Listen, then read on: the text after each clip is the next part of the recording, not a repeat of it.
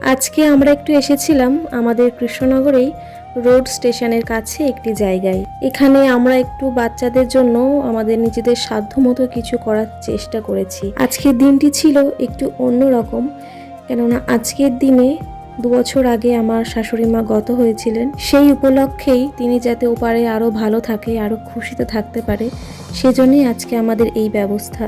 মায়ের সাথে তো আমার আর দেখা হলো না, যে অপূর্ণতা আর কোনোদিনই পূর্ণ হবার নয়। আজ বিয়ে হয়ে এসেছি আমি, 7টা মাস হয়ে গেল।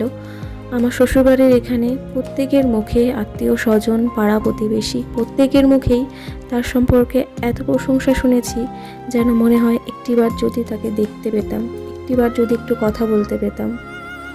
কিছু তো আর করার নেই, এই অপূর্ণতার কোনোদিনই পূর্ণ হবার নয়। যাই হোক, আর কি, আজকে আমার ভিডিওটা করার একটাই উদ্দেশ্য, যাতে এরকম কোনো দিনে সবাই একটু এগিয়ে আসে, এরকম মানুষদের পাশে দাঁড়াতে পারে।